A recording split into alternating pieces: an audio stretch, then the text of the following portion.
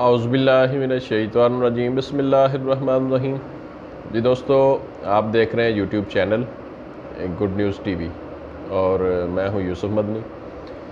آج میرا ٹاپک ہے والدین کا احترام اور والدین کے حقوق،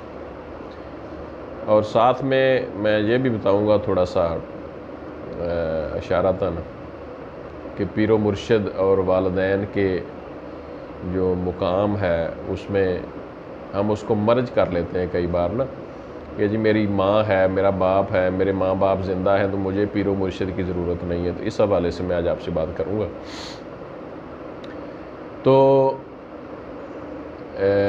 دوستو، ہم والدین جو ہے ہمارے ماں یا باپ، یہ ہر چیز کا مطلب چند چیزیں جو ہیں ان کے علاوہ، جس طرح کہتے ہیں کچھ چیزیں ماں یا باپ کے بغیر پیدا ہوئی ہیں، آدم علیہ السلام ہے، کچھ اور چیزوں کا بھی ذکر ہے، میرا یہ ٹاپک نہیں ہے، میں اس تفصیل میں نہیں جاتا۔ البتہ چند چیزوں کے علاوہ، یا حضرت عیسیٰ علیہ السلام ان کی صرف ماں ہے، والد نہیں ہے، تو یہ میرے مالک کا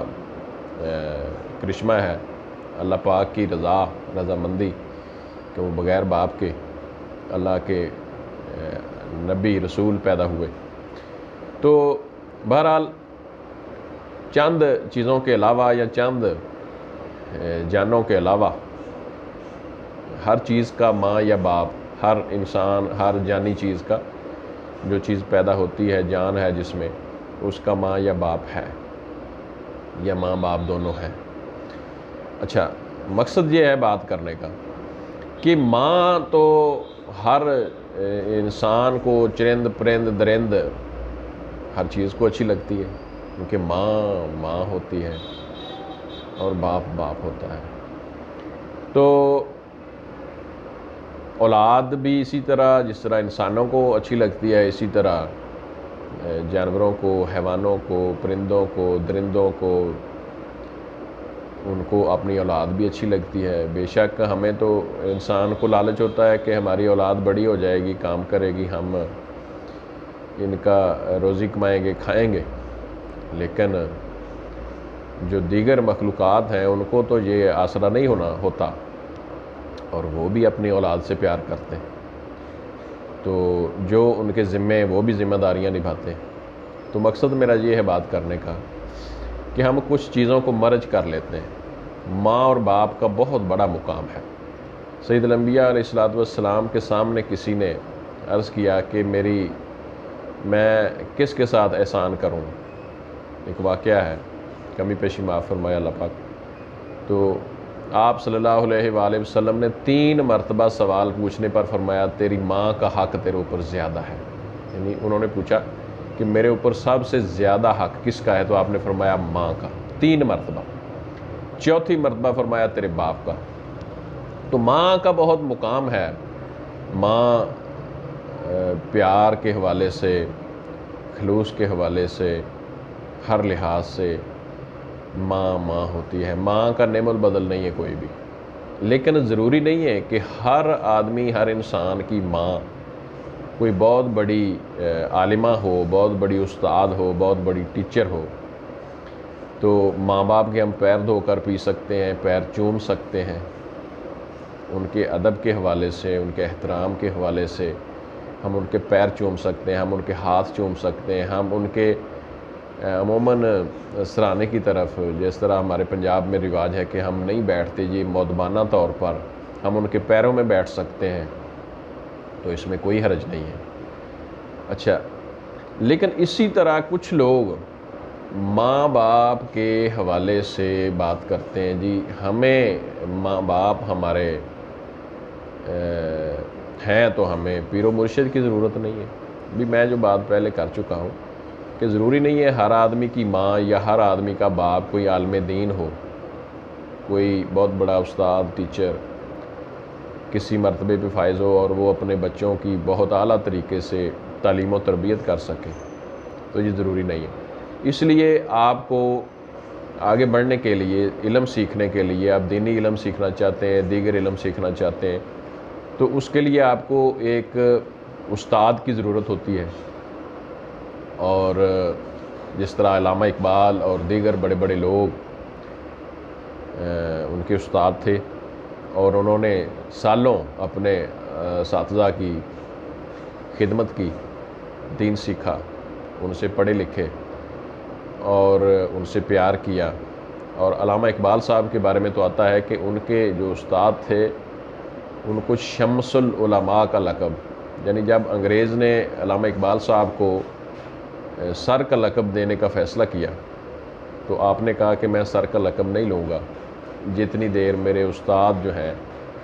ان کو شمس العلماء کا لقب نہ دیا جائے۔ اور پھر یہ بھی آتا ہے تاریخ میں کہ شمس العلماء کا جب علامہ صاحب کے استاد کو یہ لقب دیا گیا تو یہ تقریب بھی علامہ صاحب کے کہنے پر آپ کے جو استاد تھے علامہ اقبال صاحب کے، ان کے گھر پر رکھی گئی،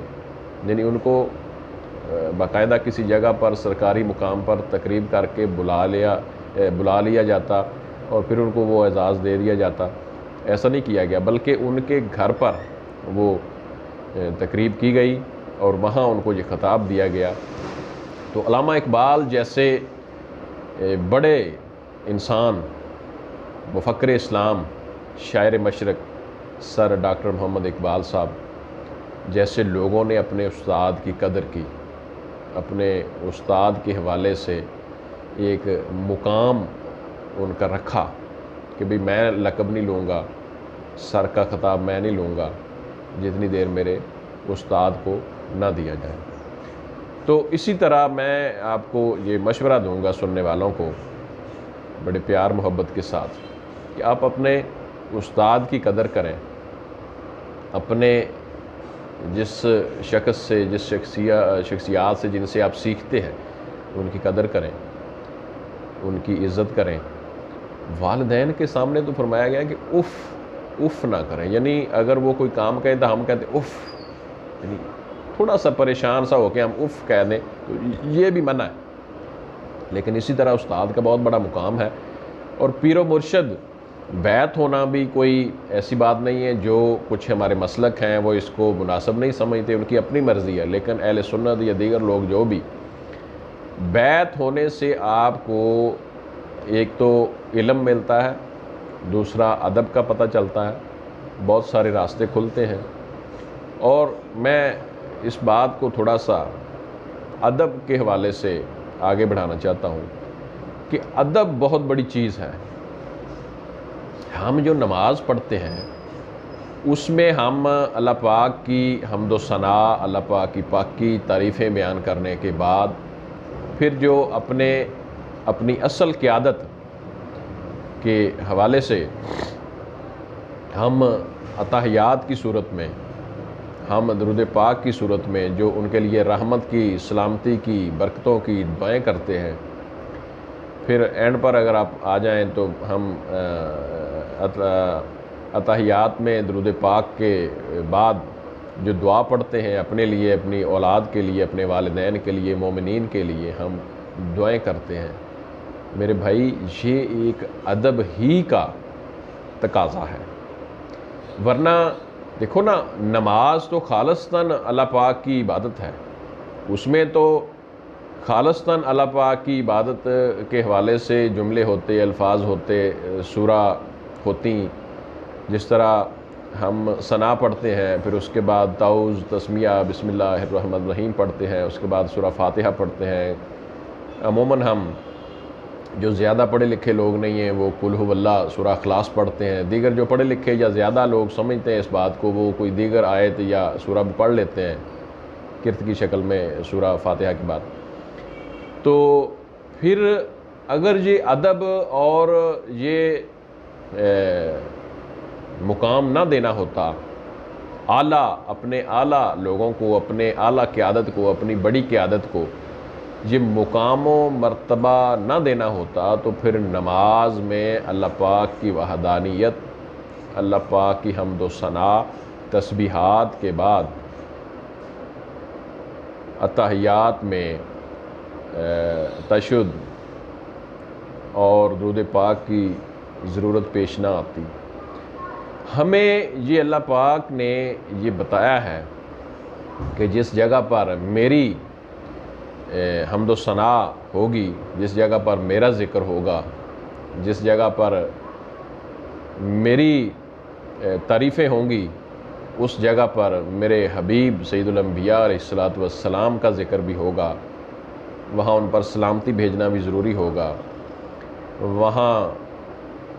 صالحین کے اوپر بھی سلامتی بھیجنا ضروری ہے، وہاں اللہ کا مقصد یہ ہے کہ میرے جو برگزیدہ اور میرے جو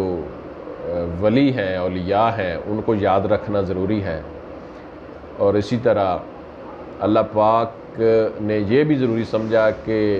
میرے نبی سید الانبیاء علیہ السلام، آخری نبی حضرت محمد مصطفیٰ سید الانبیاء علیہ السلام کی اہل بیت، آل اولاد کو، آباء و اجداد کو یاد رکھنا بھی ضروری ہے۔ جس جگہ پہ اللہ پاک نے سمجھا کہ میرا نام لیا جائے، میری عبادت کی جائے، وہاں میرے پیارے جو لوگ ہیں ان پر بھی سلامتی بھیجنا ضروری ہے، ان پر دعا کرنا ضروری ہے۔ اور یہ نماز کا خلاصہ بھی یہی ہے کہ ہم اللہ پاک کی وحدانیت، اللہ پاک کی حمد و ثنا، اللہ پاک کی تسبیحات، پاکی بیان کرنے کے ساتھ ساتھ اللہ پاک کے لاڈلوں کا نام، اللہ پاک کے حبیب، اولاد، آباء و اجداد، حضرت ابراہیم علیہ السلام، صالحین، اور ہم اپنے والدین، اپنے لیے بھی دعا کرتے ہیں، اولاد کے لیے بھی دعا کرتے ہیں۔ تو یہ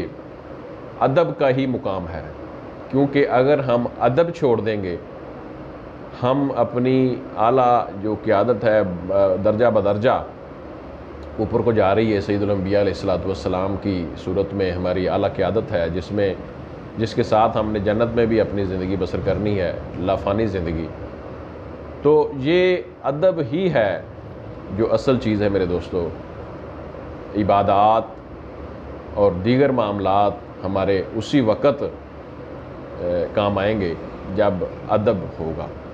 اگر ادب کو چھوڑ کر ہم نمازیں بھی پڑھتے رہیں، تلاوت بھی کرتے رہیں، صدقات بھی دیتے رہیں،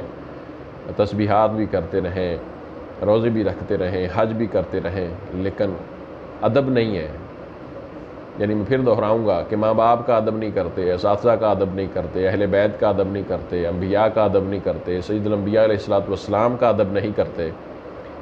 تو ہماری عبادات، ہماری نمازیں، ہمارے قرآن تلاوت، حج، زکاتیں، سارا کچھ بیکار ہے۔ تو میں جس نتیجے پر پہنچا ہوں اس تحقیق میں کہ ہماری عبادات کا نچوڑ بھی ہماری جو اعلیٰ قیادت ہے اللہ پاک کی دی ہوئی، سید الانبیاء علیہ السلام کی شکل میں، اہل بیت کی شکل میں، دیگر جو ہمارے معتبرین ہیں، ہمارے اولیاء ہیں، ہمارے بڑے ہیں، ہمارے اساتذہ ہیں، ہمارے ماں باپ ہیں، ان کا ادب بہت ضروری ہے۔ تو اجازت دیجیے، آپ نے یہ گڈ نیوز ٹی وی میرا چینل، اس کو سبسکرائب کرنا ہے، لائک کرنا ہے، شیئر کرنا ہے، آپ کامنٹ بھی کریں۔ شکریہ۔